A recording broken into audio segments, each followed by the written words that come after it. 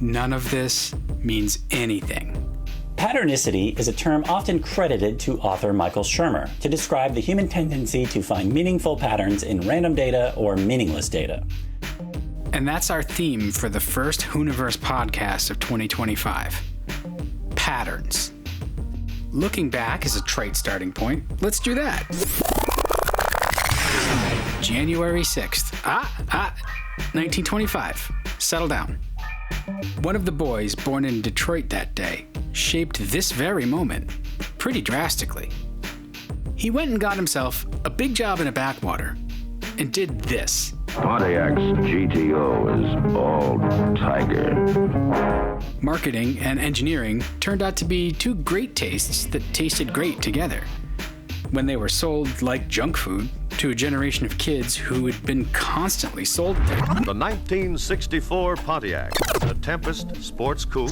Now for the new Le Mans series. And now for something especially exciting. The GTO option. And finally, he got kicked all the way upstairs. Chevrolet, the most widely sold full-size car in the entire world. Where it must have been way less fun. So, at 50 years old, he took advantage of the situation.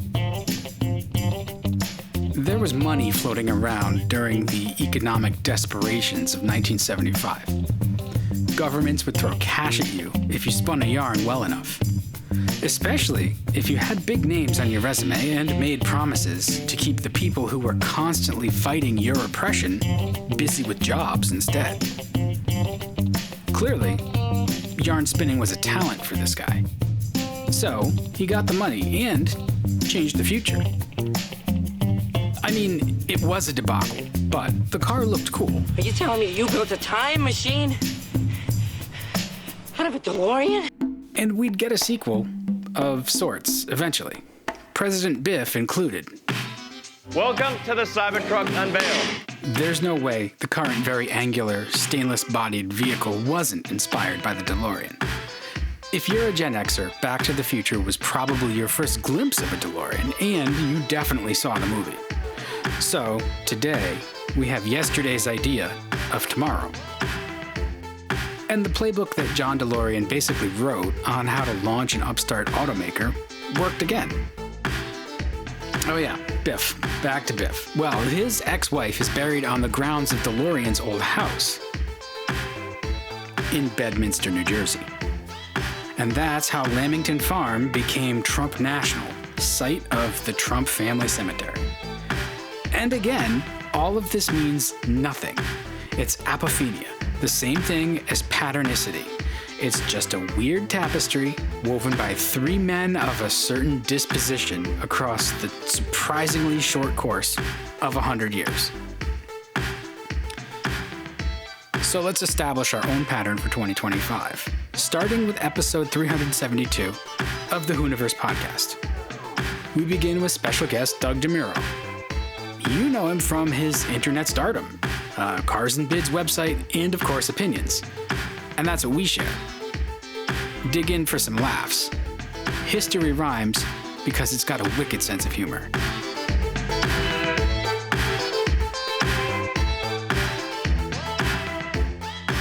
Welcome to the Hooniverse. I guess you have entered the Hooniverse. That's better, right? Like that's what we say. You've now entered the Hooniverse. It's the Thunderdome of the car world. Picture, if you will.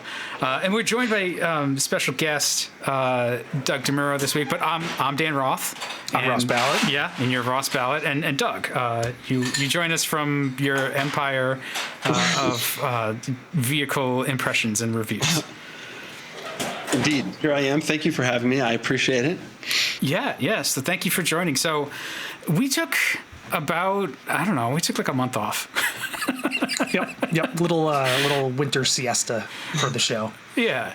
So we're back and better than ever. And hopefully. Hopefully.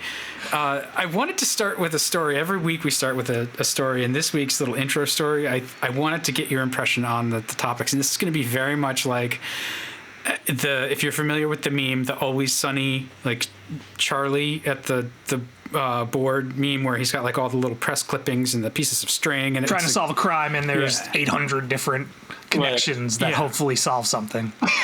So I was looking back at what happened 100 years ago, like to set us up, because we're January of 2025. So January of 1925, January 6th, in fact. Oh, man. Of 1925, a man that's very important to all of us enthusiasts was born, and that was John DeLorean. Which I thought was just amazing. And then, like, the more I dug into it, the more layers of the onion there were. So John DeLorean, we know his automotive career at GM and others, and then he invents, or he didn't invent, but he goes off and he makes his car company, and that's almost well, I don't want to let's see, so 25 to let's say 75, right? So it gives us a little signpost there. That car then became, first it was in the movie Back to the Future. And then it became this icon of cool by being a failure. And that influenced partially, I think, some of the things we're seeing now, like the Tesla Model X gull-wing doors, the stainless steel exterior.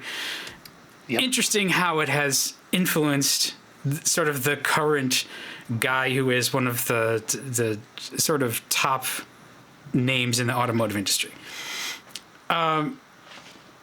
There's a couple of interesting ties to, actually, now we're into the second Trump administration. There's a couple interesting ties to Trump. Obviously, January 6th, let's not get too far into like the rabbit hole, but okay. So January 6th, not only was there a thing about 5 years ago, but also this year was when that was certified. So January 6th is a day that has to do with the new president. And so DeLorean shares that birthday. Turns out DeLorean and Trump are more linked than you'd think.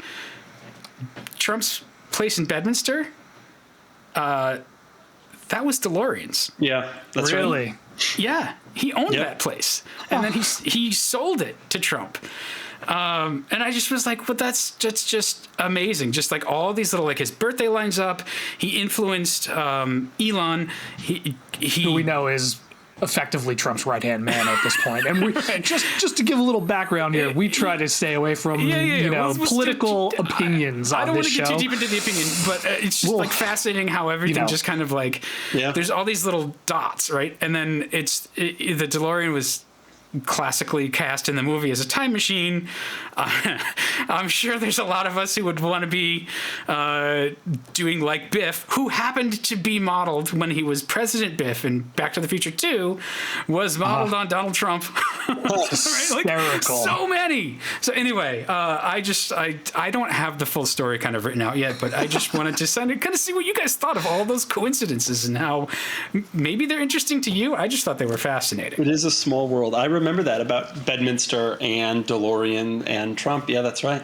That is interesting. It is also interesting how the DeLorean car has influenced Elon. I never really thought about it that much, but I think you're right. And although gull-wing doors were done earlier, it strikes me as he probably thought that particular car was cool. Yep. And that particular car was probably, he wasn't looking at the 300 SL when he was thinking about doors. As we know, I mean, he is the master, or thinks himself to be the master, of taking sci-fi and implementing it. Right. So, I mean, what's above the DeLorean in terms of sci-fi movie cars, you know? Yeah, well, it's very interesting. It's funny. It's like he's putting into practice the past's vision of the future, which is it's very interesting. But the DeLorean itself was, with that edgy Giugiaro design, really like that was the first time I ever saw gull-wing doors, and I'm not much younger than Elon. He was like born in 71. And it popularized it, right? Like there were cars, but none that were around. And then that movie was out, and it was like such a crazy thing to imagine. Yeah. Yeah, I saw that movie, I was like, 8 years old. It blew everybody's mind. It's like a DeLorean, and it was funny. It was a joke because it was a failed car. It's like, you made a time machine out of a DeLorean, Right? And everybody knows the sound the doors make when they open. Yep. You know. Are there? So we have a stainless steel car, allegedly stainless steel car, on sale today. It is stainless. It's definitely stainless. It's not an exoskeleton. They're full of crap. It's not an exoskeleton, but it's stainless. Yeah, it's a lot of things that I won't say. It's got very interesting engineering in it, though. If you watch the teardowns, like the Monroe teardowns, the steer by wire and all of that, and it's interesting. It's a really fascinating truck. I hate the way it looks. Don't disagree. But it's fascinating. Don't disagree. But are there any overhead gull-wing door cars on sale today? Is the Murray T1 an overhead, because we have scissor doors and Aston doors open up at like a I don't know 20-degree angle, but are there any cars today that actually the Aston Martin Valkyrie has okay that's but that's not like a real it does because I think I think it depends on whether it's the coupe or the convertible. I think the coupe has gull wings. I'm trying to think of anything else. Yeah, because between DeLorean and now we had, the AutoZam had gull wings. Oh, yeah. And that's such a cool car. The Mercedes, the one with the SLS. 6.3 SLS. Yeah. There have not been many cars, for sure, that actually had. There's been a lot of cars that have doors that open in some unusual way, but very few cars actually have gull wings. That's an interesting point. I never really thought about that. We do have the Model X still does have the Falcon doors. I have never seen a Model X with the Falcon doors open. I have a theory that people who have them are embarrassed. There's a lot of people that my kids drop off that have them, right? In California, everybody's got, and you see it open, and it's just like, ugh, that's so cringe. And they're so attention seeking. If it was me, I would try to get those things closed as fast as I possibly could. Once the kid climb out the front. Right. Is that the one with the third row jump seats? Maybe they just have. They don't do it anymore. They don't do these third row jump seats anymore. The only car that has the Model X does have a third row, but it's normal facing. The Model S for a while had third row jump seats. Right. But the only car that still has rear facing third row is the E450 all-terrain, the finest car on sale today. That is an excellent car. Do you still have yours? Yeah, hell yeah. I'm on my 5th E-Class. Definitely getting another one after this. Jesus. Right before I worked for Ford, I was shopping around for a car, and I almost bought, I think it was an S212 E-Class wagon. Man, there's nothing like a Mercedes wagon. It's just, they're so good. I had AMGs. I had two AMG wagons. I had an 07 and then a 212, a 63, 2012 212. And I just decided I didn't want to get beat up anymore by the AMG components of it. And also the regular one is now fast enough that I feel okay. The regular one's probably as fast as the first AMG one you had. Oh, absolutely. That's probably true. And so I'm good. And it's such a comfortable car. It's such a nice car. It drives so well. It is the best all-rounder. And that third row, that ridiculous third row jump seat, is the easiest third row in the car industry to access because you don't have to push anything out of the way. You just open up another door and then you're in there. Mm-hmm. Yeah, it's a little small. I think that's why I would get really impatient with the Falcon doors because you got to wait for them to open. I'm from New England. We don't wait. A sliding door that might be okay. It opens up the whole side of the vehicle and it's fast, and I grew up with Volkswagen buses and stuff, so used to that. And you slam it and you make sure you get your hand once or twice. Right. But that's okay. That's elegant. But I don't want to wait for electric doors. Have either of you seen a customer new ID Buzz on the roads yet? Yes. One. Really? Mm-hmm. Yeah. It's cool looking. Okay. Dude, I love it. I think it is so cool. It actually looks like it hits the nostalgia, box the right way. I have this point that I make that there are so many companies that show so many concept cars that look so cool, and when they come out, they end up looking like the Acura TLX, like the Aztec. RSX. Look at the Acura RSX. Yeah. I mean, that's not a concept. That's just a fucked up.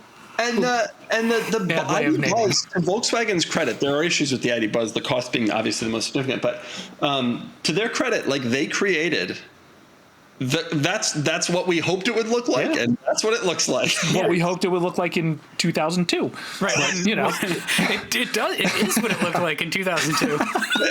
Yeah. Isn't it funny? Funny. I think about this all the time because here in California, everybody's got a Sprinter, and I think about how when our parents were kids, that market was owned by Volkswagen, like the travel van, put your family in a van or just get out on the road and do van life. Like that's not a new thing. It's a new thing because of Instagram in a way, but like Volkswagen owned that in the 60s and 70s, right?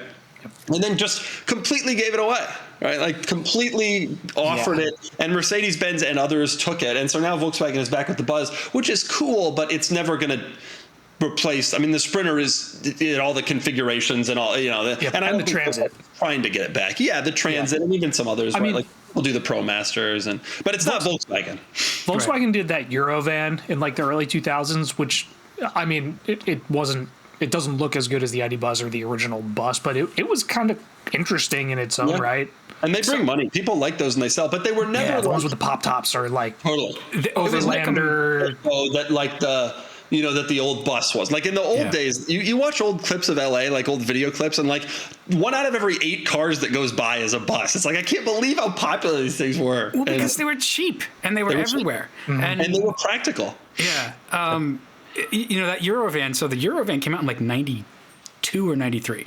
Yep. Really? In the U.S. It had already been out in Europe for a while. It was like a plumber's van. It was super underpowered, difficult to work on. The thing that happened was they didn't transition to basically a golf-based van in the early 80s, and they got their ass kicked by Chrysler and everybody else who went to a minivan that was just cheaper to build, cheaper to sell, more popular. They had a larger dealer base, and Volkswagens. They were ubiquitous. They were easy to fix. They broke all the time. Still do. And then they came out, like, once they hit the 80s, the Vanagon was sort of the end of that classic VW bus. And they had the Wasserboxer, the water-cooled flat 4. Really interesting engine. My grandfather had one. Could not keep head gaskets in it. It had a unique, like, Porsche head gasket design that it blew bubbles into the coolant all the time. Yeah, whenever I see one of those today, I just assume it's got a Subaru swap, which so many people do. But they just, like, they were cool, and the Vanagon was rigid. There's a crash test picture of the Vanagon. They used a Volvo 740 wagon to crash it, and it just ate the Volvo. It's like they were more rigid than you'd think, because you're up in front. You're like the human, jelly-filled crash zone. Right. But yeah, man. The old vans are cool. They have character. I hope that the ID Buzz has some character too. So far, it sounds like the UI is a real issue, but otherwise it kind of delivers on a lot of the promises. And range might also be an issue. Seems like it does. And price. I mean, price to me is the biggest one. Like, I thought it was going to be a cool van at 50 some. I was kind of surprised. In Europe, they sell like stripped down. Part of the problem is that they only brought us the best one. So in Europe, they sell, because I was in Europe last year, and they're kind of all over because they've been out in Europe for a couple of years. And they sell a transport cargo version, which the chicken tax made them not be able to sell here. But they also sell a shorty, which actually is like perfectly proportioned. There's like a short wheelbase version of it that like looks wonderful. And they decided not to bring us the shorty or the cargo. They're only bringing us the long wheelbase passenger model, which with a larger motor than what they get in Europe. Because I drove a Euro one that had the ID4 like powertrain, and it was like yikes stuff. Oh, really? I was gonna say it was fine, wasn't it? It was like the old Eurovans, and now it's the one that's actually being sold in the States has like good power. It feels fast, like it feels like people associate an electric car, and that's good. But the result of all that stuff is the price got really jacked up. Yeah. Which is interesting because obviously, the first edition of anything that comes back, especially like a revamp in this sense, they tend to be expensive, but I don't know if you guys have been paying attention to this much, but like Jeep is walking back prices. The Wagoneer is like $5,000 cheaper this year than last year. And Stellantis is like the poster child for doing this wrong. But it seems like everybody's kind of doing that now, especially, I mean, Lucid prices are dropping. Tesla has dropped its prices year over year with absolutely no pattern whatsoever since that sounds like Tesla. Since 2015. We're just gonna do stuff. And at 70 grand, like an ID Buzz might not make much sense for anybody, but right. Once the tooling is paid off and everything is kind of democratized a little, at 50, I mean, the average new car sold for it was 47 or 48. So which is bonkers. I also got to assume that they're going to depreciate like EVs, which means that in 2 years we'll be able to pick one up for $11,000. Right. When you get like EV depreciation and Volkswagen depreciation together, they pay you. Yeah, they pay you to take it. Well, I mean, look at ID4s, like, and any EV, like, it's unbelievable to me what used EVs sell for, and I think that that's going to happen to ID Buzz. Buzz will probably be a little different because there's so much demand on it. So, like, it's such an exciting vehicle, and I think the electric G-Wagon will be a little different too in terms of EV depreciation. But generally speaking, EVs depreciate a lot, and I think those two will depreciate more than regular cars, just maybe not as much as a Model 3, which is just tough. Yeah, well, it's curious. I see Volkswagen doing the sort of normal EV launch playbook, right? Like you launch with the premium model. Maybe eventually they'll bring some less expensive ones in. Once they get to the mid-cycle refresh, they're going to figure out how to decontent it and make it as cheap as possible. Yep. Fewer buttons. Right. But from there, one of the things that Volkswagen is really carefully looking at, and it's not just for their EVs, but it's for their other brands like Porsche and Audi, is they don't build those in the States.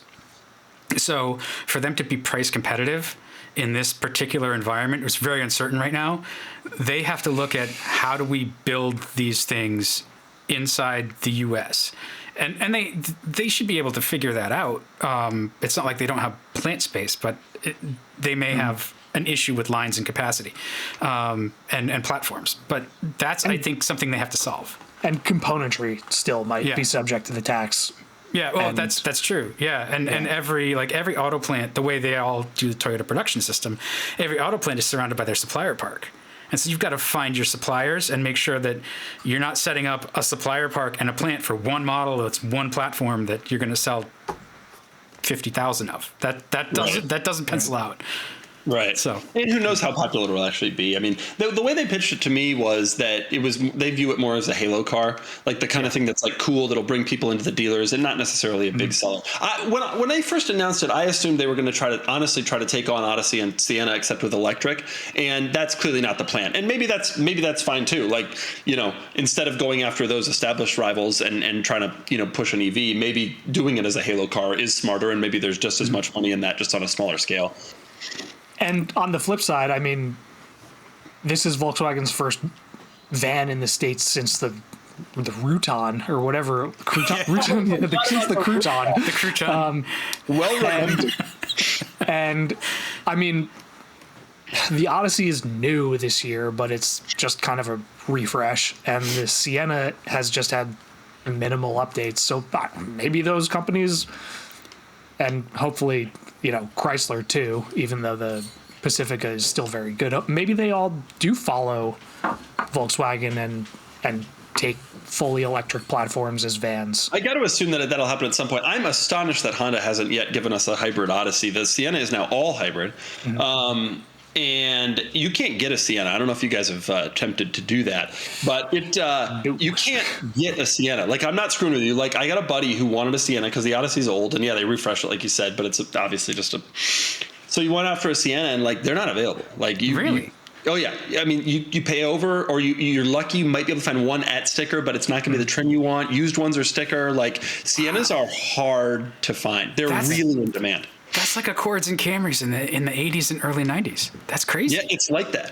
Toyota right now in general is killing it with they have an incredibly low day supply. I bought a Sequoia, and finding it was I felt like I was the luckiest guy on the planet. So, okay. I've been trying to buy a Grand Highlander for 2 years, and just he won't pay over. And I'm like, that's the market price. And he's mentally, he just can't bring himself to do it. And so he's been waiting for 2 years. But I agree with that fella. That's I will absolutely not pay a market adjustment. For 2 years. Robbery. I mean, the money that he's Of course. Hopefully made an interest. He probably could have bought a Lexus GX at this point. It's insane. It's an insane thing, but he's like, I can't do it. I won't. I'm like, but that's what they cost. If they weren't selling them over, then people would buy them and flip them tomorrow. Like, that's just how it would be. And he's like, I understand that, but I just can't do it. I'm like, well. Like, buy obviously used is tough to get to, but like maybe you'll have more luck there and then just take the money you would spend and fix it up. Right? He's emailing dealers all over Michigan. He lives in Michigan. He's emailing dealers all over the state being like, what can you do for me in a Grand Highlander? But that's Toyota. Toyota's in an unbelievable, except for BZ4X, which nobody wants on the planet. Not good. They're selling everything. Yeah. That's good. Yeah. Okay. We're jumping ahead to the reviews section of our show because we have such a rigid format here. Doug, I'm a Toyota guy. You know, on my old show with Chris, we used to talk about 4Runners and Sequoias and Tundras and Tacomas like up and down for hours. And you just drove the new 4Runner. Yeah. And you seem to be a little fond of it. I love it. I'm obsessed with it. It's that good? I'm obsessed with it. I think it's wonderful. Well, I just think I've driven all the new Toyota trucks and SUVs, and I think that 4Runner is the best balance. I bought a Sequoia and don't regret it because I needed the space. But like the Sequoia is just totally inappropriate. Like people, and I've had people come up to me and be like, "Oh, I bought a Sequoia because you have one," and I'm like, "I really wouldn't have." Yeah, no. Toyota is very happy you did because they're not moving many of them. But it's just I needed a car that had 3-row seating and off-road capability, and there's really not much, and self-driving, and there's like none of that. So there's one car essentially. The Land Cruiser I think is radically overpriced for what it is, and. The Sequoia has moved into the Land Cruiser's position in the lineup, frankly. My TRD Pro Sequoia is what a Land Cruiser used to cost, used to be sized at, used to be positioned. Like that's where that was. The Land Cruiser is now this kind of BS thing. And then the Tacoma is great if you want to pick up, I guess. But the 4Runner was like the perfect melding of all of it. I love the powertrain. I know that all the Toyota guys are like, the hybrids are the worst thing in the world. But I remember when they said that about the 4-liter. And I remember when they, like I've been through a few of these. 3.5. Yeah. 3.5. I've been through a few of these. I know what it's like. We're gonna come around on the hybrid, and it just is great. It drove shockingly nicely, which I was surprised about because it's truck based, and I know how my Sequoia drives, and it ain't good. And it was right size. The tech is good. The power is good. I think it looks nice. I think it was a really good redesign. Cool. That's good to hear because I don't think there's many brands or models beyond the 4Runner where people hold their breath the same way that they do for something like that. That's exactly right. And actually it's interesting because 4Runner and Challenger both came out around the same time and they were both redesigned in the same time. And I think you get an example of what happens when you screw it up. Right? And what happened? Toyota was very careful. Like a lot of people are like, oh, it's ugly, but like they've said every 4Runner gen is ugly and eventually they come around. I think they will come around the styling, but they really did a good job of retaining everything we've always loved about the 4Runner. And Challenger Charger, wasn't such a great redesign. And so that's not a bad 2-car garage. A Challenger and a 4Runner. That's okay to me. A lot of people who have that as a 2-car garage, honestly. Yeah, no, there are. That's the divorced dad special. But which trim of the 4Runner is sort of your favorite? I've only driven the Pro, and I spent a day with the Trailhunter, but I didn't drive it when they first did the launch. But truthfully, I think the one to get is probably the off-road. And I feel like this about the Sequoia too. The TRD off-road, like the Pro is cool, and you want to flex on the trail, you want a Pro, and I flex it with my Pro Sequoia. I'm like, look at my camo fender flares. Yeah, but I got remote reservoir shocks, man. Yeah. But if we're being honest, the TRD off-road offers virtually everything that most people would actually use, and it's a lot cheaper. You know, the 4Runner Pro is now enormously more expensive. $68,000. $68,000. People have been complaining, to Toyota's credit, one thing I will say, people have been complaining about the price tag. The transaction prices of the previous TRD Pro 4Runners were well above the MSRP. Whether dealers were marking them up or they were flipping on the used market. We sold a ton of them in Cars and Bids for way more than sticker, right? And so they went way up in price, but it didn't go that far up in terms of actual market demand price. Now, we are in a different market. And so I'm curious how that plays out. But I think Toyota was looking at this being like, why are the dealers making all the money? We want to make the money. The interesting thing now is that they actually have delineated TRD Pro from non-TRD Pro more than before because prior it was Fox suspension, that stupid, useless roof rack and badging, and that was really the big difference on TRD Pro. And now it's like there's much more mechanically and stylistically that's different. But I just want to throw some context out there. So $68,000 for the TRD Pro or Trail Hunter in the 2025 6th Gen 4Runner. The TRD Off-Road Premium is, I think, like right around 60. In 2018, I bought a brand new TRD Off-Road Premium with every option except KDSS, and it's stickered at 41. Yeah, but and I paid $34,000. Wow, that's a really good deal. Brand new. You had halogen headlights and a 2-pixel backup camera. Oh yeah, it was, and the 4-liter. I mean, and the 4-liter. And don't forget, this is an inflationary environment. I'm going to be the Toyota PR person. I'm going to be the Toyota. This has been an inflationary environment, and our component costs went up, and we're trying to do the best we can for the consumer. And we're anticipating, the 25,000% tariff coming. Right. Yeah, no, I mean, I was shocked until I saw the price jump on the GT3 with the reviews that came out today or yesterday, and was like, okay, I'm not going to complain about Toyota charging, shareholder value. That's Bronco Wild Track money for this anymore. These automakers, but I do think that's another car where a lot of the profit was being kept by the dealers or by flippers. And I think the automakers are like, Ferrari did this learned years ago, like, screw this, we're going to start making the money ourselves. Like, why leave the money on the table for the second person? Mm-hmm. And there's something reasonable to that, if we're being totally honest, right? If you're the automaker, you're looking at that, it's hard to avoid. They're a business. I think ultimately it's a business. COVID really taught them all. Again, like, push inventory down and make them hard, drive demand up with supply low. And that's your key right there. And they're all really reluctant to walk away from that. I mean, we've seen it with Stellantis, where they sort of sales banked a lot of vehicles that they're now discounting the hell out of. Yep. You could waltz away with a Wagoneer. They'll pay you to take a Hornet. Yeah. Oh my God. And like other stuff just went through the, like, have you priced a Compass lately? They're competitive, I guess, with the rest of that segment, but it's like $37,000, and I'm like, that's too much. The like, Compass Trailhawk at one point was like 41 or 42, which is. I like the Compass; they're fine, but it doesn't feel like a $37,000 car. No, the cars are expensive. Yeah, and money's expensive now too. The interest rates are money's expensive. To me, that's the biggest difference, right? When money was free and TRD Pro 4Runners were not depreciating, you'd have to be an idiot to screw that up. Mm. It's a different situation now. Obviously, they'll depreciate because all the profit is, all the money is in the MSRP, and loans are 6%. I mean, it's a different scenario. So we'll see how Toyota does. I'm actually very curious about it. They priced it like this at the wrong time. They should have jacked up the prices, and they couldn't just randomly jack up the price of the 5th gen in the middle of the cycle, like by $10,000. Yeah. But that was the time to do it, and we'll see what happens now. They did raise the price of the TRD Pro. It was like in the 45, 46 range when they launched it, and then by the time it was done, it was like 55. But again, you can't just tack on a $10,000 or $15,000 premium in a Toyota and call it, and hope people go for it.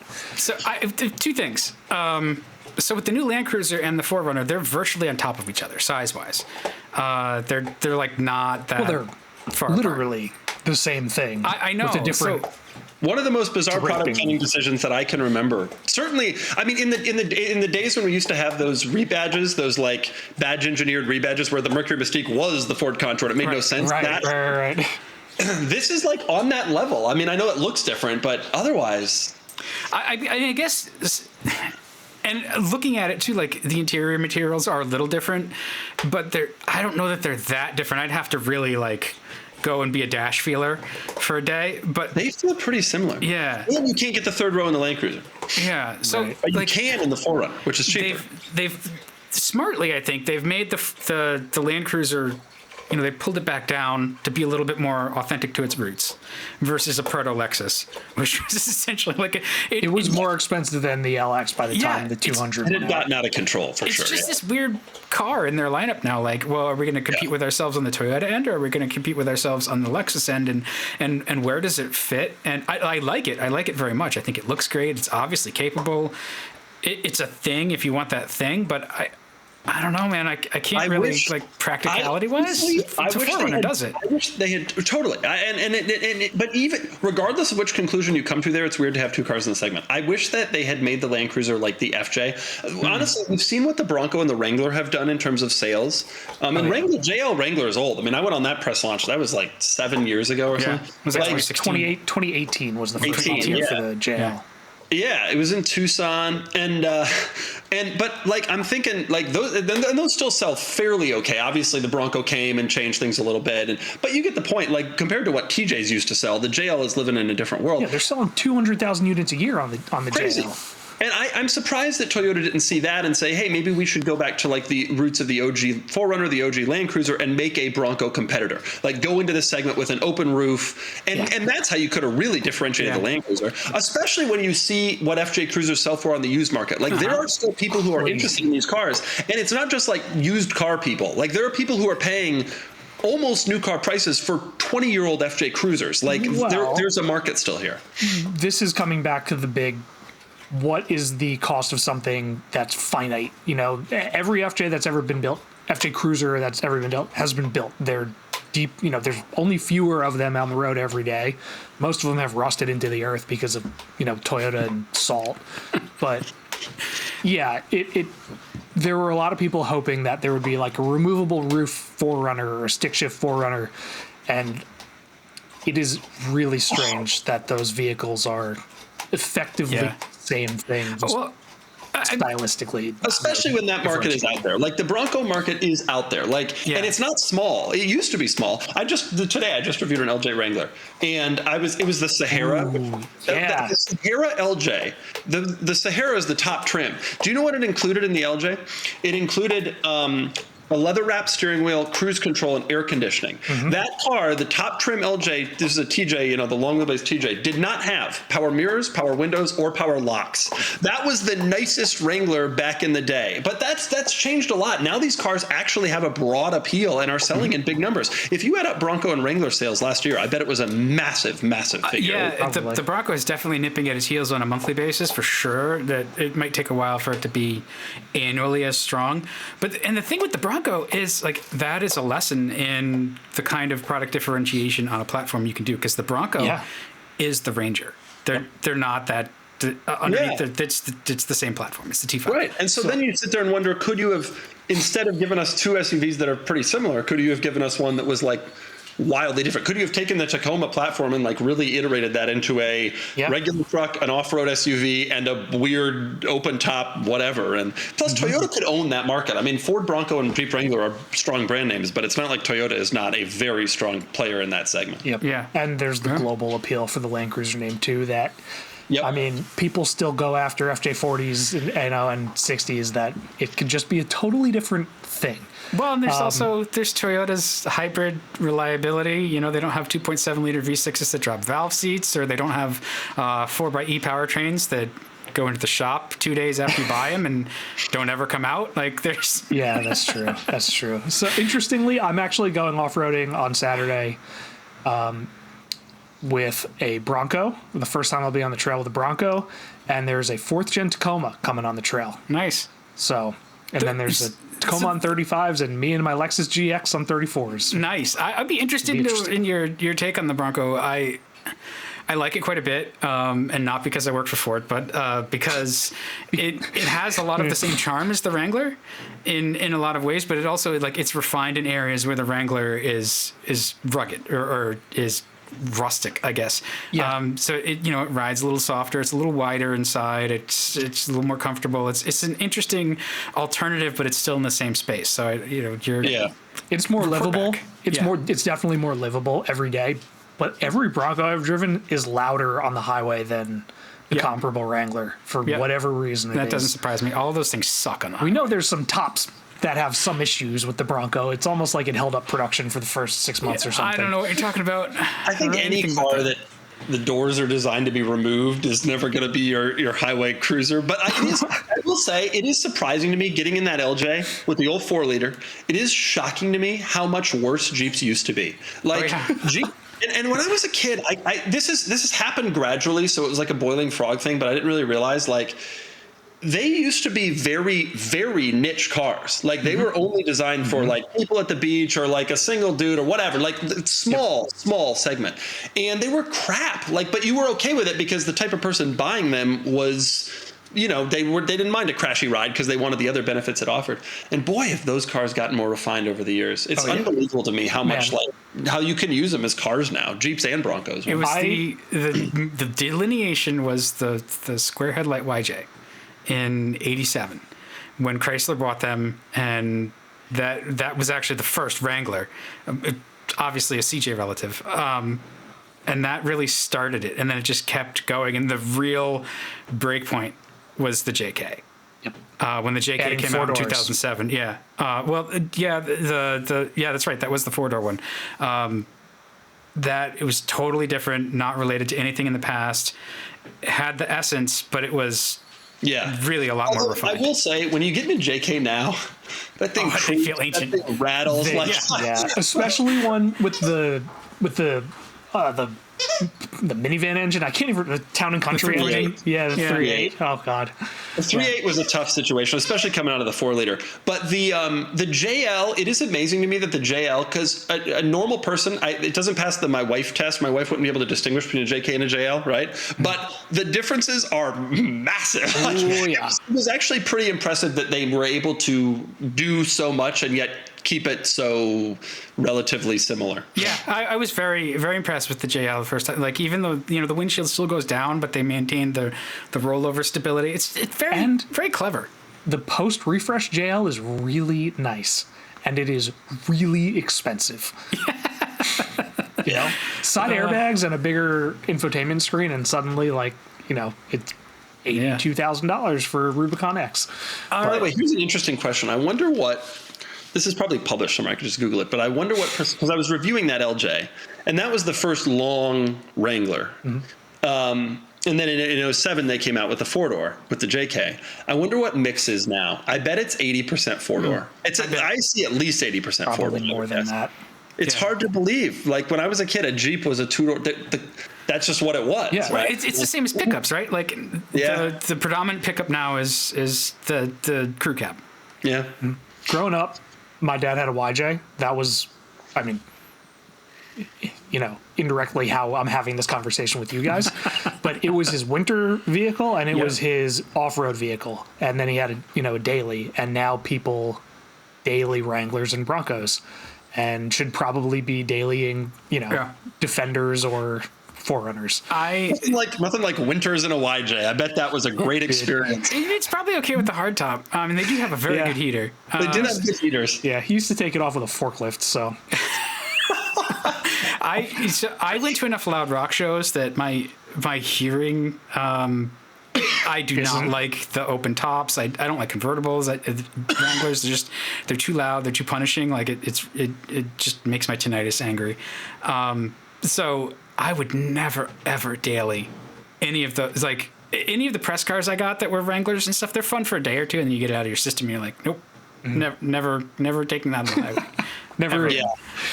They're good around town. And old Jeeps didn't go for shit either. The CJs, they were like pokey. They were not for highway. Well, that's why everybody threw a Chevy 350 or Ford 302 into them. Yep. Yeah. So I know this is fun. Time is limited here. Well, speaking of Jeeps, never forget.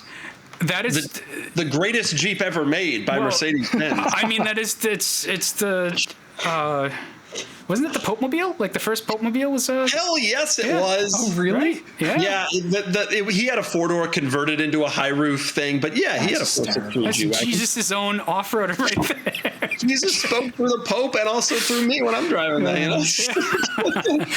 love the G-Wagon. The G-Wagon it's the only Mercedes that's got old Mercedes in it, right? The doors, they just snick shut, and it just feels like that precise, delicate old thing.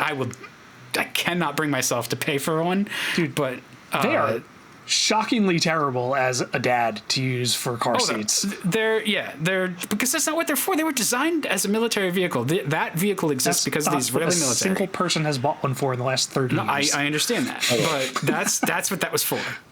I had to have tethers installed in the back of seats. Oh, really? Yeah, which I convinced my wife was safe. I'm not sure. I'm not personally sure. It's like, have you ever seen people put a third row in like a JK?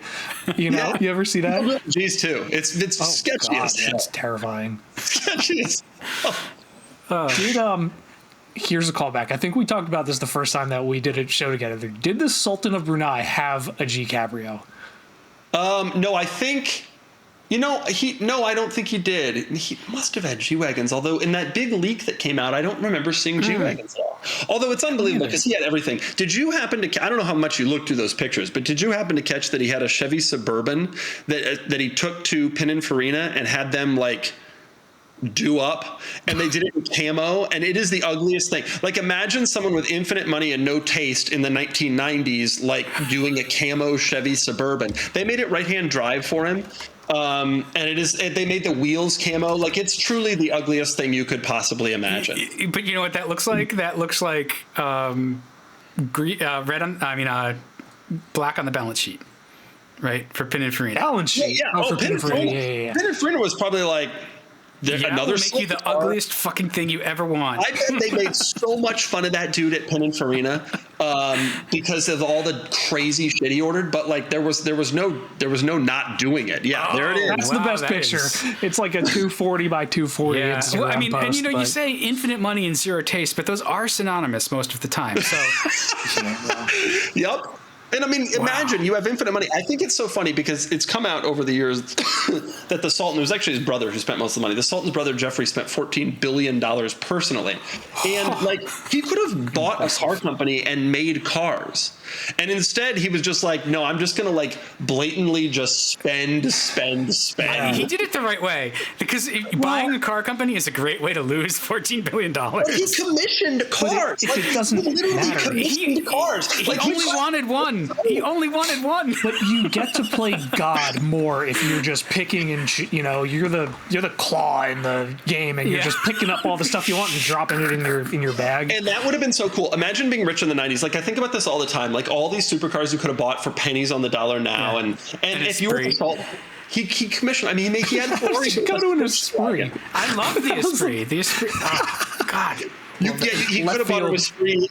He could have bought an Esprit in addition to all of the many other cars that he bought. The Esprits, they're climbing in price. I just love those things. So Esprits are way undervalued, and I think they're still undervalued. And a V8 Esprit is the coolest car. Yeah, absolutely. It will never not be cool. The Countach is really cool, but like from a driving perspective, the Esprit is just as cool and 10% of the price. The Esprit is so cool. It is so cool. I think there's a considerable worry that people have about owning them. But every owner I talk to actually says pretty complimentary things. Honestly, they're like, they have that reputation of like British electrics and all that. Like, look, I've had European cars. They all have problems with electricity. You just learn how to fix it, and it's really not that big of a deal. And the rest of Lotus cars are really just like they're parts bin cars. Yeah, like, all the stuff comes from somewhere else. People go in. Well, the Sprees are pretty simple. But people don't realize that. The catch is that people go into buying a car that's depreciated to a third of its value, looking at it as, let's call it a $40,000 Spree, but they forget that upkeep and maintenance and everything is still 100, 5,000, whatever. I don't know what a Spree went for at the end of its run, but it still costs that much to keep them alive. Although as the Sprees start to tick up, I have a suspicion that a different buyer class is going to end up in them. This happened to Countaches too. I mean, Countaches got cheap. They get maybe $70,000 at one point, right? And people maintain them a certain way, and now people who are buying them are maintaining them a different way. And I think unfortunately or fortunately that will start happening with the Sprees. Like, unfortunately, because they're gonna get out of the price range pretty soon. Like, they're going to be six-figure Sprees in the next couple of years. But the benefit is you'll probably start seeing them being maintained better. I just want them to be driven. They're just cool cars. They're fun to drive. It's like a Countach, right? Like, driving that thing is the whole reason for it. Like, yeah, it's a fantastic piece of design and it's very influential, but driving it just takes it to that next level where it's alive. And you don't get that unless you drive those things. You can look at them on a golf course lawn, but like you gotta actually experience them. I totally agree, and I feel that way about Countach, and I feel that way about Esprit. I completely agree with you, especially the V8 ones. The sound, the feel of that car, it just feels so alive when you're driving. Yeah. You know what? Let's talk about actually. So we're into 25. You drive a lot of stuff. I would love to hear sort of your favorite thing from the last year of what you drove in 25. That's an interesting question. Let me look back at some of the stuff I drove last year. I liked the Volvo EX90, which not a lot of people did. That's interesting. That is controversial. I thought it was excellent. We had an XC60, and I know that we're going to end up in an XC90, and I'm driving it thinking about my family, and I'm like, this is exactly what my wife would want. Like, maybe as a car enthusiast or a car person, that's not really the car, but like, this is. When you're spending your own money, it's a different ball game, right? Yeah, like, and that's why your values change. That's why we bought a CX90 and not an XC90. Yeah, that CX90 is a nice ride too. It is nice. It is nice. Here's another controversial opinion. Design. I don't hate the Hummer EV or pickup truck. The SUV looks so good. I also don't hate them. I know they're like huge and obscene, but so what? So was the H2. How did GM make an electric vehicle like Republican? How did they? That is hard to do, but they did it. Because it's GM. I mean, we saw what Mary Barra said after talking to Trump the other day, so. Right. The only place that car can sell is in Orange County here in Southern California, because you have Republicans but also Californians. And so you need a Republican to buy that, but you need a Californian who wants an EV, and you combine them. And that's where I see all of them. I need the theater industry, but I also have to carry my gun. Look, political shots aside, if you're really concerned about being independent, electricity, you still get a break. You're not paying road tax. Electricity can be expensive wherever you are. But the other thing about it is, and I told somebody else this morning, it doesn't care what makes the sine wave. So you could fuel that with anything. You could put your kids on a treadmill and just lash them with the whip and charge it up. We don't condone this. You need a lot of kids. Clarifying. You need like an Elon-sized brood of 12 to do it. Yeah. Right. Yeah. Sorry. But no, I like that better than I expected, especially because they're depreciating fast. That's true. Yeah. I liked the Revuelto more than I expected. I liked the Ranger Raptor a lot, and actually, that's something worth mentioning. Talking about the TRD Pros before. That's something worth mentioning. The TRD Pro Tacoma, with its new price increase, is a yikes on paper against the Ranger Raptor. It is a hard justification. The TRD Pro, the Taco TRD Pro, also literally doesn't have usable back seats. Oh yeah, that's right, because of the insane seat situation. Isodynamic space. The Ranger Raptor has way more power and costs way less money, and I know Toyotas are cool, and I've had a lot of Toyota trucks, but like I would get the Ranger Raptor, if I'm being totally honest. It's just too good of a value prop to pass up. What was the price on that? The Ranger 60, Raptor price? Like high 50s? I think the Ranger Raptor starts at 56. Okay, that's good. I drove a Raptor R that was 110, and that didn't have all the options. So 55 is a good price range. And Tacoma TRD Pro starts at 64, so it's an $8,000 price difference, right? And the horsepower difference it's 326 in the Tacoma, and I think it's like just a little over 400 in the Ranger. Yeah. That just those figures alone, that's a tough justification, to be perfectly honest. I honestly, in that truck class, I think my favorite is probably the Canyon ZR2 or whatever, like the highest AT4. Yeah, my favorite of them is the sadly dead the baby Duramax ZR2. Yeah. But that's only just because I like the way it looks the best. The Ranger is a formidable competitor. They just refreshed it, and it's proven hardware. It's cool. So it does have a usable backseat ish. You can't be more than 5'8", but still. I also hate to say this because I love Toyota trucks so much, and I love the TRD Pros. The new TRD Pros are a bit cartoonish in the way they look. Yeah. The Ranger Raptor is pretty subtle, honestly. Like unlike the other Raptors, which are kind of in your face, the Ranger Raptor, especially if you don't get the graphics, is like. It's like the old TRD Pros. It's like got the stuff, but like doesn't really brag about it. Less shouty than the full-size Raptors too. Those 3.5s, man, they make so much noise. I know. And the V8 is just like... Here's something that's going to shock you that I'm going to say is a good car that I just drove. Because I have this Sequoia TRD Pro, so I'm infinitely aware of the off-road 3-row SUV space. And I'll tell you, it's a small space. But I just drove the Armada Pro 4X. Oh, yeah. Better than my Sequoia in every way. Yeah. Except the ownership experience may not be as good. Ownership experience and resale value. And so at the end of the day, I actually still am happy that I chose the Sequoia, but I'm driving this Armada around and I'm like, damn, this is just better. Yeah. It rides better. The tech is better. It's got more space, more passenger space, more cargo space. Like, it got more power. It's cheaper. Like, everything about it is better. That's the twin turbo V6 now, right? They got rid of the 5.6 V8 because that thing sounded so good. Oh God, I loved the VK56. Yeah. It was like, this is a Nissan? Dude, some people swap those into Frontiers or Xterras, and it was like, no way. Fantastic. They swap those into Xterras? Yeah. You can do a Titan swap to the front of an Xterra. I was on the trail with somebody in the fall that did that's it, right, and it was because like, they're all the F Alpha platform. Yeah. Does that mean you could put the diesel in the Xterra too?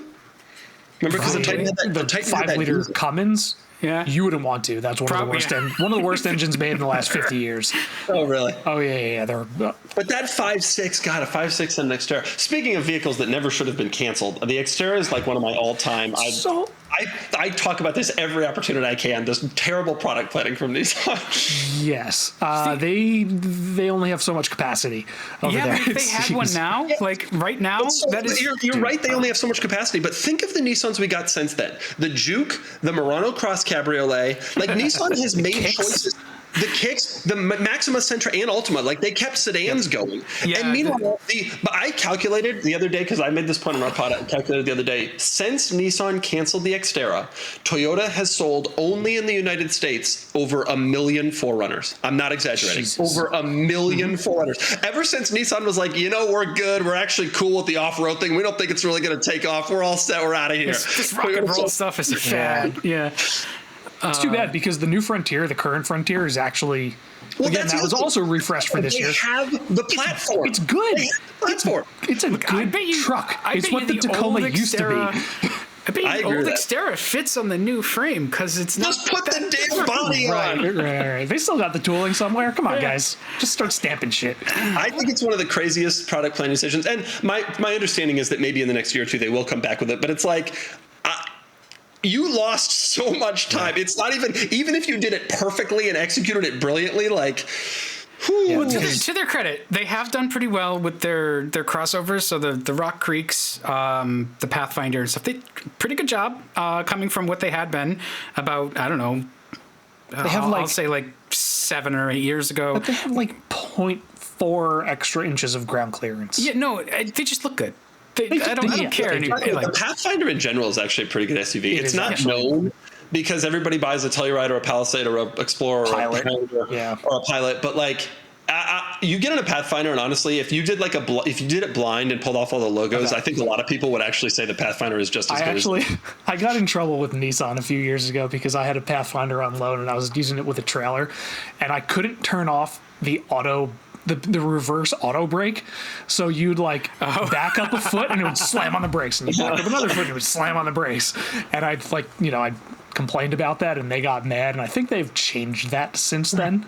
But the Pathfinder, now that it's got that 9-speed and it's not the CVT, it's actually aside from buying it, is immediately throwing away half of your. Is there 9-speed? Is that the ZF 9-speed? The funky 2 gearbox in one. It's in the Land Rover Discovery. Maybe that's an esoteric question. The packaging is also clever. It's a pretty good powertrain. The tech is actually surprisingly pretty decent, particularly against some of the rivals that aren't that great. Like Toyota's system is now good, but it wasn't for a while, and Honda's is only okay. And I really think the new Pathfinder is a very competitive vehicle. But like you said, brand and depreciation are going to keep people away. It's just you got to be really annoyed if you're at Nissan. You make an actually good car and people still stay away because they make a bunch of good stuff, but their problem right now is they're in this valley of uncertainty where we're not sure what's going to happen with Nissan, and it's kind of what killed the independents back in the day. nobody's going to buy a car that may not, like, the brand may not exist. You're not going to buy, in 1963, you're not going to buy a Studebaker. You know, like, if you did, you were a baller. First of all, second of all, no, you were generally a cheapskate. You were short-sighted. I mean, I think the brand will stay, but I think the depreciation is so obvious regardless. And then people talk about quality, and you just, you're in that segment. You're not trying to think outside the box. You want to buy a Pilot and get out of the dealer as fast as you can. Yep. Yeah, I don't know. Like, quality-wise, I have a hard time with sort of like the quality ratings and stuff. Like, they're really tough to figure out. I don't know, where do you guys go for that? Because, like, the initial quality stuff gets dinged by so many different metrics. Like, it's so annoying. And people view they don't realize initial quality is initial quality, and they think that it's like long term, and it really isn't. It's not useful. And IQS, you can get dinged on, like, infotainment, like, not quality, but like placement of controls and things like that. And it's not really the same thing. The only place that I imagine that Pathfinder buyers go for that kind of thing is like word of mouth, personal experience from their friends. And I think a lot of mid-size SUV shoppers had some bad experience with Nissan CVTs in 2009, or just has never tried them and is like, just get a Toyota because I got one and I love it. And, Yep. So, I mean, we could dunk on Nissan for the next 3 hours, but that's a different podcast. That's another podcast for another time. But Doug, in the last 10 minutes or so we have you, what are you looking forward to driving this year? Believe it or not, I'm looking forward to driving new Charger. The i6 version or the whatever they want to send me. I'm just curious because I'm curious, is it as bad as everybody says? I don't know. I drove the new C63. I generally find that a lot of car enthusiasts review cars not like people would necessarily. Absolutely. 100%. And so, like, I often have kind of some contrary takes. And so I got into the new C63 thinking, I'm going to find the good in this car. And there is actually no good in that car. It doesn't exist. Can't find it. I'm going to throw Mr. Jeff Glucker under the bus, and I'm going to read the message he sent to us in Slack the other day, which was giving back the C63 today. I get why the internet hates it, but it's not as bad as they're saying. I actually was surprised at a lot of things about that car. I thought dynamically it was quite impressive, which is especially impressive considering what it weighs. I was surprised at how dynamically good it was, but nothing can take away from the fact that it has a WRX STI engine and an AMG. Like, it's just it's not acceptable. I'm never going to allow that. The C43, and I know the 43 and the 63 are different cars, but the C43, the current one, is one of the worst cars I've ever driven. Like, statement over. Yeah, I agree. I don't find the cars to be particularly compelling. And they've really screwed up AMG. That's why I got an E450, because they screwed up AMG. If they ever ask me, that's what I'm going to tell them. Yep. So what else am I excited for? The Acura RSX. I don't know. I'm trying to think. What is out there that's really, really compelling? Jeep's doing the Recon this year, supposedly. Yeah. Allegedly. The Wagoneer S has 600 horsepower. I'm actually kind of excited for new M5. I'm excited to see what that's all about. That has also been negatively reviewed, but I think by people who are like, why can't it be like the 2000 M5? And it's like, well, it's 2025. That was a generation ago. Right. Not a vehicle generation, a human generation. Seriously. There are F1 drivers that were born after that car came out. The E39 it's the 57 Chevy in 1980 right now. Right. Right. That's exactly right when you really think about it. I'm trying to think. What else? Don't force yourself. We can fill this time with something else. Dan, you got anything? Well, I am looking forward to driving a few things this year, none of which I can talk about. Aha! I had a list of stuff that I can't wait to get behind the wheel of. But Inside Man. The problem also is that a lot of stuff. I am curious. You know what I'm also really curious about is to see what exactly happens with the market this year and with EVs. I am tremendously interested to see. Boxster and Cayman is going to be an enormous thing. That's what I was going to say. Because Right up until now, virtually every car that has gone EV has either retained a gas component, like the Macan and the EQS and the S-Class and the Taycan, et cetera, or has been a car that nobody cares that is electric. Like, it's not like we lost anything when the Kia EV9 came out. It's not like we were like, oh my God, I can't believe Great they car. got that engine, Actually, right? yeah. Really great car. But like, it's not like people were sitting there being like, I can't believe they ruined the dynamics of the previous. Well, you know, you get my point.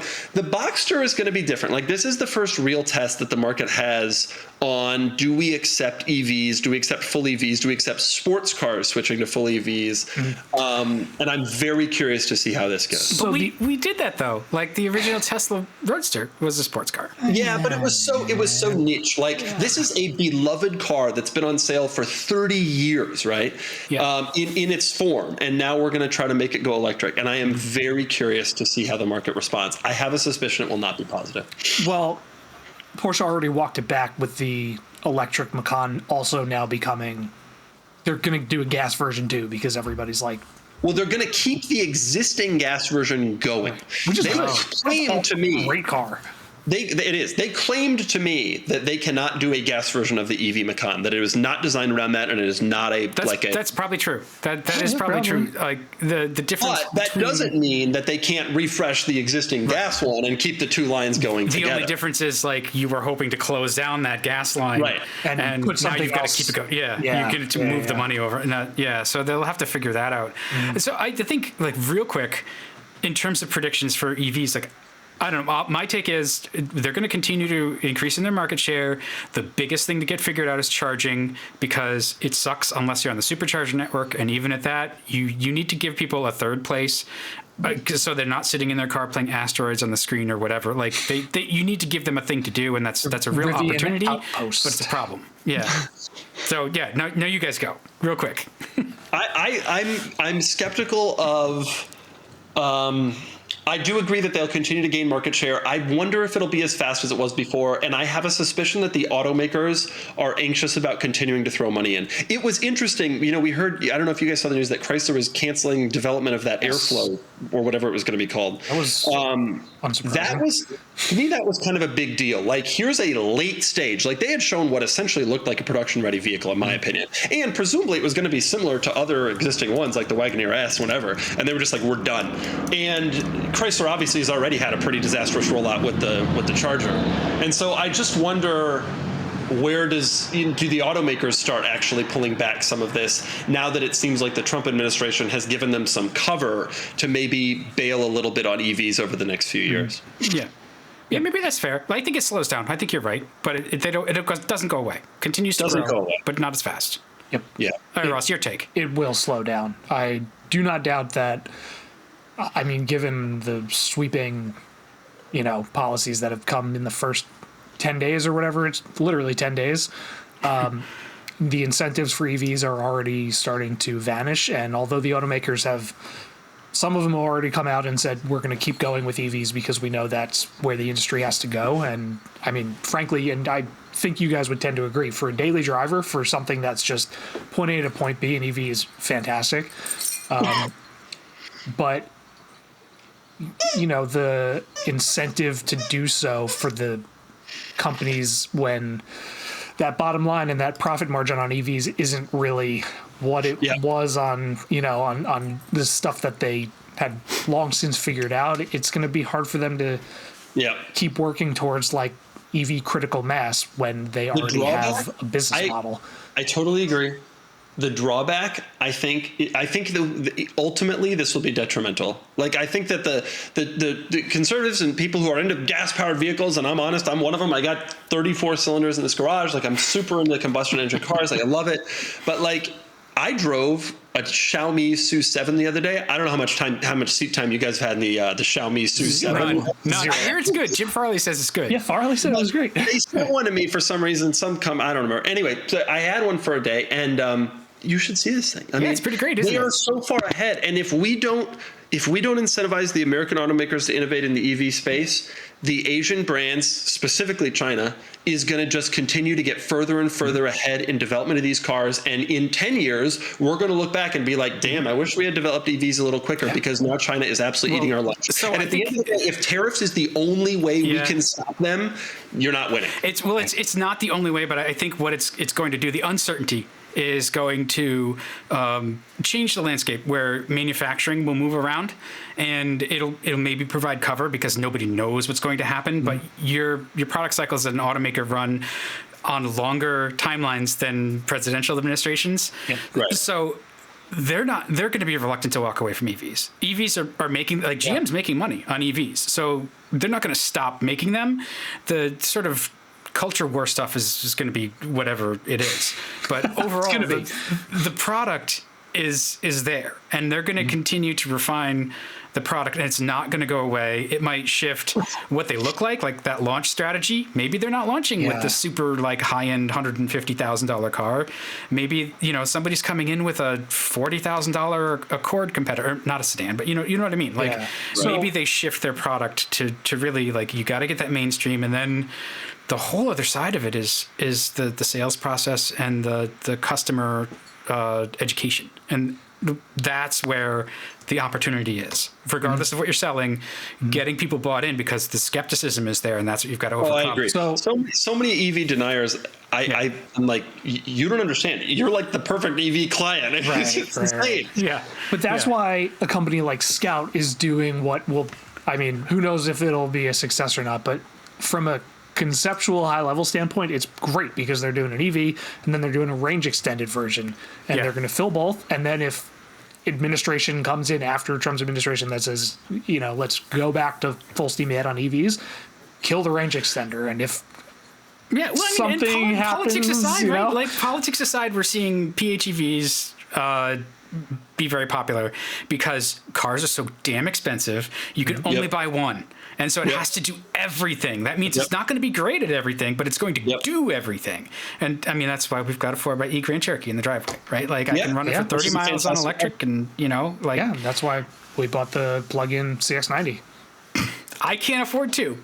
So, I had to pick. You can't afford the 4xe downtime of two. Yeah. That was my worry, by the way. That's the reason I bought Sequoia over Grand Cherokky, is because I was worried about reliability. They didn't do a long 4xe. I really wanted a long 4xe. Yeah, that's true. Yeah. But honestly, it's been okay. Everybody worries about Chrysler quality since the dawn of time. We had a 13 Grand Cherokee, still have it. It's got 190,000 miles on it now. What did we talk about on the first few shows we did together? Of the repairs I did? Yes. How much time you were spending fixing it? Well, but it's a 180,000 mile car. Like, shit wears out. So, I mean, my parents just put a new motor in their 2014 Grand Cherokee. So. Yeah, I mean, and so Jeep Life. Jeep Life, I had Volvos before that, and they just broke all the time too. So it was like, they get old. You either fix them or you replace them, and I'm a cheapskate, so I fix them, even though it's a couple grand sometimes at a whack. That doesn't go very far for a car payment. So I'm just gonna fix the thing. So and that's true. The 4xe's been okay. It's been back for some software. It's had a couple of recalls, but whatever. They're all like that. They all have their issues. I guess I drive cross country every summer, and I just think about this imaginary scenario where I'm in the middle of New Mexico in the middle of the night in my Grand Cherokee, and the entire electronic system shuts down, and I'm like, oh my god, I wish I had a Toyota. No, that's a valid concern. Have you seen The Hills Have Eyes? The one from 2004. Yeah, exactly. That's how the modern version of that starts. Yep. No, that's a valid concern. That's not my use case, so I didn't have to worry about it. But yes, absolutely. Yep. Think quitting somewhere. Like, there are days where I'm just like, I do want that old Beetle with a carburetor and point ignition, and I can fix it with a stick. It doesn't matter. Right. Mm-hmm. Right. So, all right, well, we've held you up long enough. We're like 2 minutes over our end time. This has been great. You should come back when you have another chance. We can maybe do like we'll hold you to your predictions at some point. Thank you guys so much for having me. I love you. I love hanging out and chatting with you guys. It's wonderful. Awesome. Well, thanks, Doug. Sometimes we'll have to take that Countach out. Yeah, it's a blast. It gives you Esprit vibes. Awesome. Get us East Coasters out on the West Coast. Right. Well, you're an East Coaster too. Yeah, you're partially Ish, half the year. And partially, yes, exactly. So. All right, thanks for listening, everybody. All right, thanks everyone.